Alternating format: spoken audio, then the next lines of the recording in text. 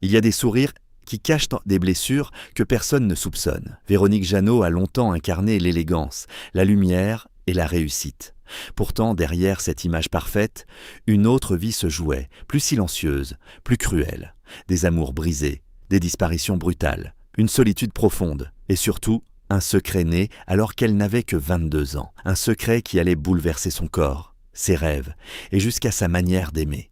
Pour comprendre ce qu'elle a réellement traversé, il faut revenir au moment où tout semblait encore possible. Bien avant que son visage ne devienne familier à des millions de Français, Véronique Jeannot était déjà entrée dans un monde qui ne pardonne presque rien. À 14 ans, alors que d'autres adolescentes cherchent encore leur place, elle découvre les plateaux, les regards, les attentes, où l'on apprend très vite à sourire, même lorsque l'on doute. La célébrité arrive tôt, et avec elle, une pression que personne ne voit. Véronique avance pourtant. Elle travaille, elle apprend, elle séduit la caméra par cette présence douce et lumineuse qui deviendra sa marque. Chaque rôle semble ouvrir une nouvelle porte. À la fin des années 1970, sa trajectoire accélère. On lui offre le Toubib aux côtés d'Alain Delon. À 22 ans, tout semble enfin s'aligner. Le cinéma, la reconnaissance, l'avenir, tout paraît lui appartenir. Mais certaines vies basculent précisément au moment où elles semblent les plus solides. Sur le plateau, Véronique reste professionnelle, élégante, concentrée. Pourtant, loin des projecteurs, quelque chose change. Son corps lui envoie des signaux qu'elle ne peut plus ignorer. Des rendez-vous médicaux se glissent entre 2 journées de tournage. La fatigue devient plus lourde, les silences plus longs. Et tandis que l'équipe voit une jeune actrice en pleine ascension, elle commence déjà à porter un secret qui menace de bouleverser tout ce qu'elle vient de construire. Elle ne veut pas que cette fragilité lui vole son travail. Elle ne veut pas être regardée avec pitié.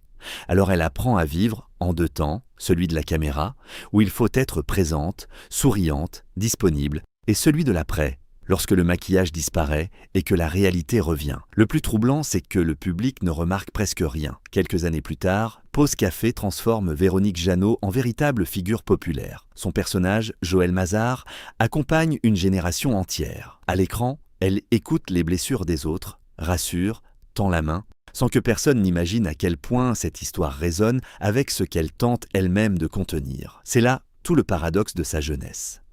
Plus Véronique devient célèbre, plus la partie la plus douloureuse de sa vie doit rester invisible. Les applaudissements grandissent, mais derrière cette lumière, quelque chose s'est déjà brisé. Et pourtant, cette épreuve secrète n'est pas encore la seule tempête qui l'attend. Car bientôt, un homme va entrer dans sa vie, avec la force d'un vertige. Un homme habitué à défier la vitesse, le danger et peut-être même le destin. Avec Didier Pironi, Véronique va croire qu'elle peut enfin respirer autrement. Mais certaines histoires d'amour arrivent avec une ombre déjà attachée à elle. Didier Pironi n'entre pas dans la vie de Véronique Jeannot comme un homme ordinaire. Il arrive avec la vitesse, le danger. Cette manière de vivre comme si chaque journée pouvait être la dernière. Pour une femme déjà habituée à cacher ses blessures, cette énergie ressemble d'abord à une délivrance.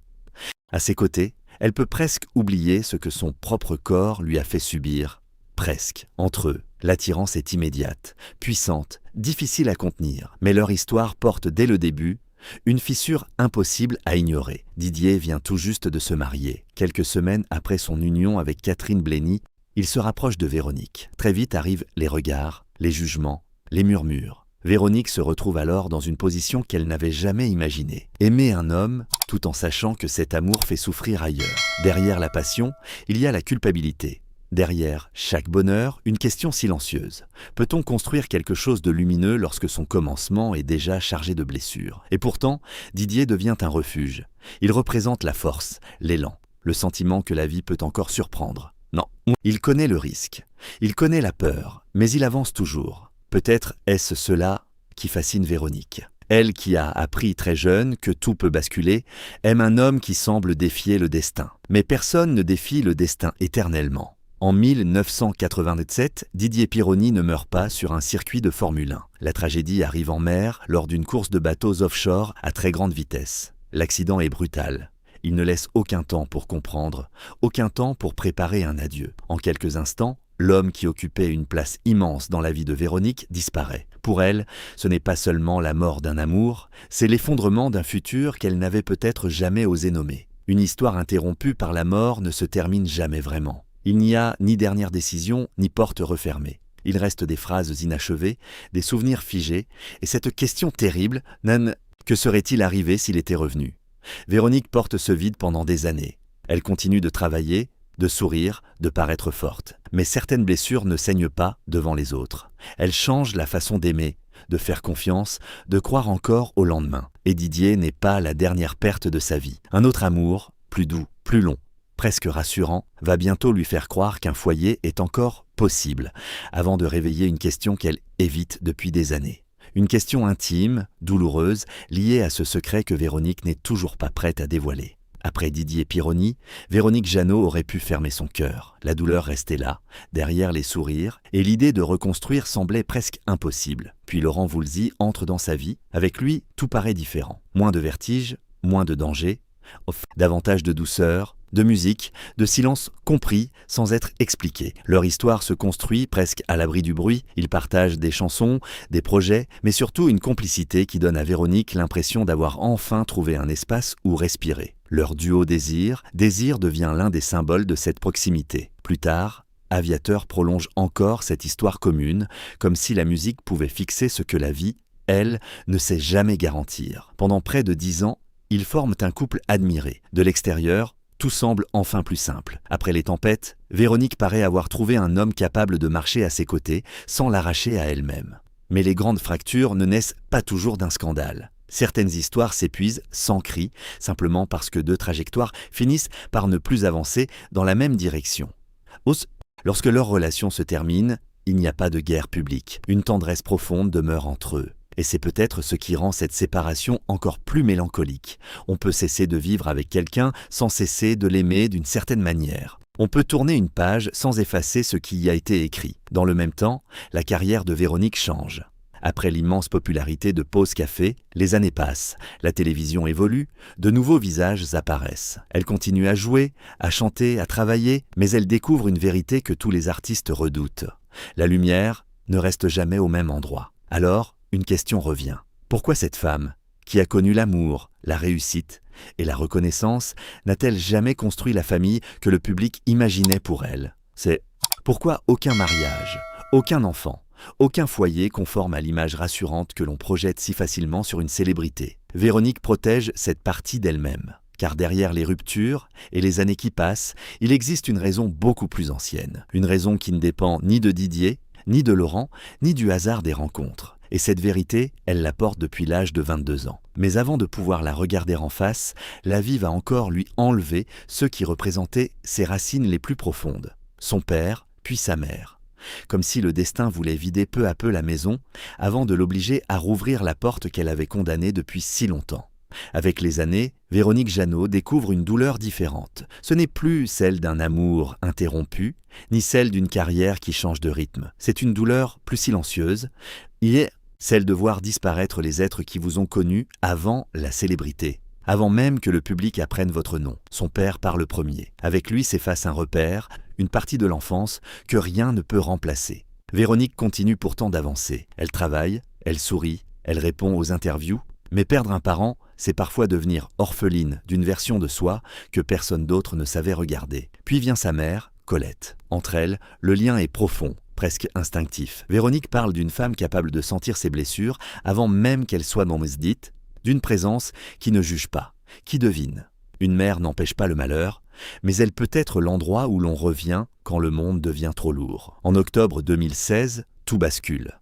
Colette est au volant, dans l'Essonne, lorsqu'une collision avec un deux roues survient. Le choc est violent, son cœur lâche. Elle meurt avant que Véronique ait le temps de comprendre que cette voix, ce regard, cette présence qu'elle croyait toujours pouvoir retrouver, viennent de disparaître. Le deuil ne demande pas si l'on est prêt. Il entre dans une vie déjà marquée par les adieux et il creuse encore. Après Didier, après son père, après sa mère, Véronique voit aussi partir des amis, des visages, des compagnons de route du monde artistique. Chaque disparition emporte une scène, une époque, un souvenir de jeunesse. Vieillir pour une célébrité, ce n'est pas seulement voir son visage changer dans le miroir, c'est voir s'éteindre ceux qui se souvenaient de vous avant les plateaux et les applaudissements. Et c'est là que la solitude prend une forme étrange. On peut être reconnu dans la rue, entouré de souvenirs publics, et se sentir pourtant terriblement seul parce que les personnes qui connaissaient l'histoire derrière l'image ne sont plus là. On pourrait croire que c'est cela, le grand drame de sa vie, la mort de ceux qu'elle aimait, les amours perdus, les années qui emportent tout. Mais ce serait encore passé à côté de la blessure la plus ancienne. Car bien avant de dire adieu à son père, à sa mère ou à Didier, Véronique avait déjà dû faire le deuil de quelque chose qui n'avait même pas eu le temps d'exister. À 22 ans, dans le secret d'un hôpital, elle avait appris qu'une partie de son avenir venait de lui être retirée pour toujours. Et cette fois, il n'y avait personne à enterrer. Seulement un rêve qu'elle allait devoir porter en silence pendant des décennies. Il faut maintenant revenir là où tout a réellement commencé. Véronique Jeannot n'a que 22 ans. Elle tourne le toubib aux côtés d'Alain Delon, sa carrière s'accélère, puis un diagnostic tombe, brutal. Un cancer gynécologique vient soudain transformer l'avenir en menace. Pour sauver sa vie, Véronique doit accepter des traitements lourds, une opération qui bouleverse son corps, puis des mois de chimiothérapie. À cet âge, on devrait parler de projet, d'amour, d'enfant peut-être. Elle doit apprendre des mots qu'aucune jeune femme ne souhaite entendre. Le plus cruel n'est pas seulement la peur de mourir, c'est ce que la maladie emporte avec elle. Après l'intervention, Véronique comprend qu'elle ne pourra plus porter d'enfant biologiquement. En quelques instants, un futur entier disparaît. Pas un souvenir, un avenir.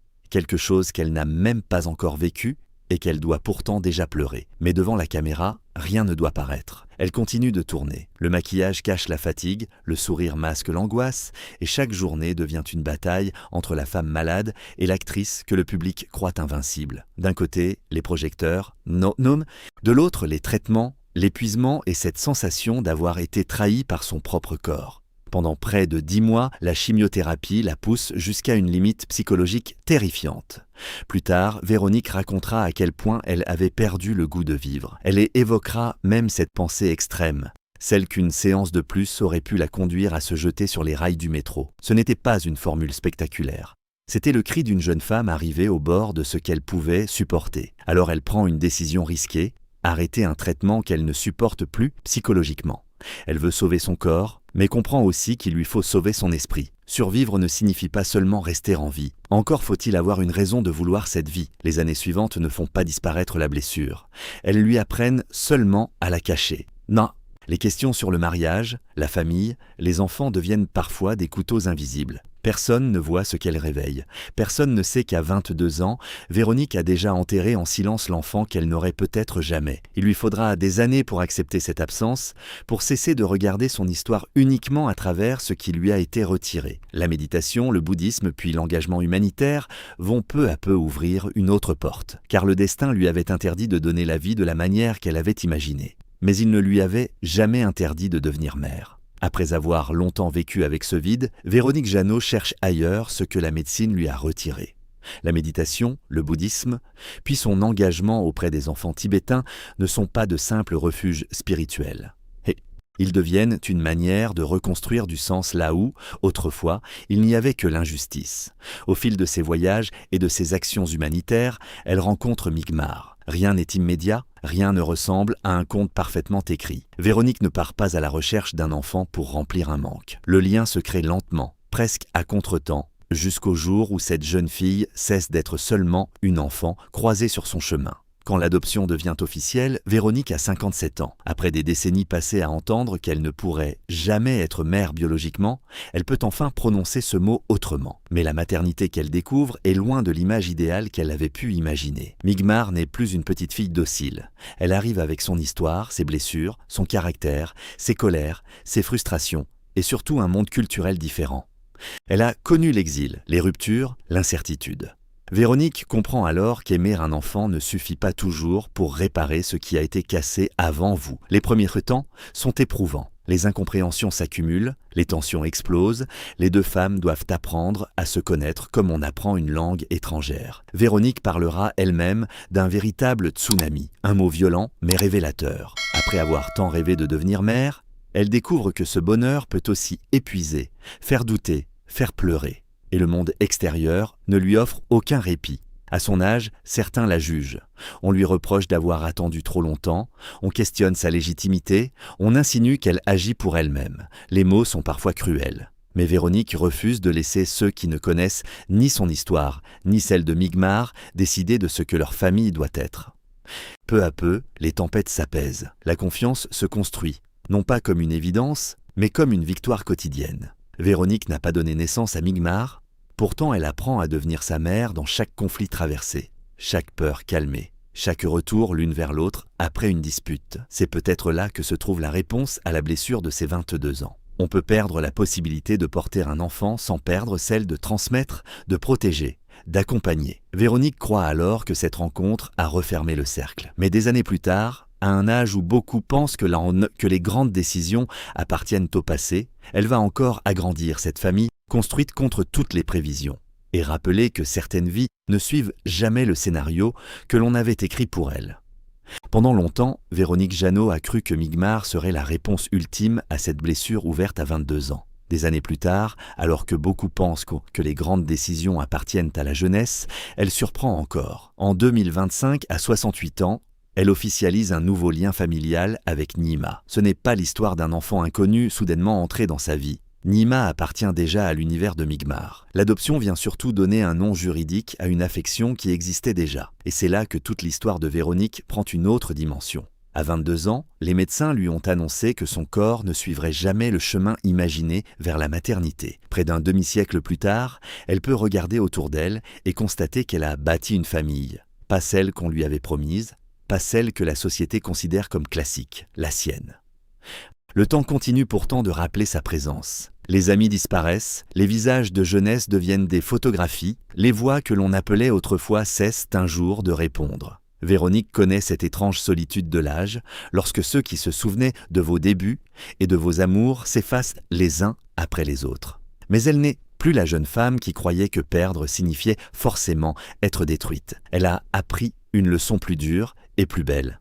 On ne guérit pas toujours de ce qui nous arrive. On apprend parfois à vivre assez grand pour que la douleur ne prenne plus toute la place. Dans sa vie affective aussi, le tumulte semble avoir changé de visage. Après les passions, les séparations et les deuils, elle trouve auprès d'un compagnon discret une sérénité moins spectaculaire, mais peut-être plus précieuse. À cet âge, l'amour n'a plus besoin de promettre l'éternité pour être vrai. Alors, un paradoxe apparaît, Véronique a perdu la possibilité de donner la vie biologiquement, mais elle est devenue mère. Elle a perdu Didier, mais elle n'a pas renoncé à aimer. Elle a vu s'éloigner une partie de sa gloire, mais elle n'a jamais cessé d'exister en dehors d'elle. Elle a enterré ses parents, vu partir des amis, et pourtant elle a continué à créer des liens. Peut-être que sa victoire se trouve là, non pas dans le fait d'avoir échappé aux tragédies, mais dans cette capacité à ne pas laisser les tragédies écrire seules la fin de son histoire. À presque 70 ans, Véronique Jeannot n'a plus la vie qu'elle imaginait autrefois. Elle en a construit une autre, avec ses cicatrices, ses absences, ses enfants, ses amours et cette lumière de ceux qui savent que chaque jour paisible est déjà une victoire. Véronique Jeannot n'a jamais eu la vie tranquille que son sourire pouvait laisser imaginer. Elle a connu la maladie, les deuils, les amours brisés, la solitude, mais elle a refusé de devenir prisonnière de ses blessures. Son histoire rappelle une vérité simple et parfois cruelle. On ne choisit pas toujours ce que la vie nous enlève, mais on peut encore choisir ce que l'on construit avec ce qui reste. Et Véronique, elle, a choisi de continuer à aimer.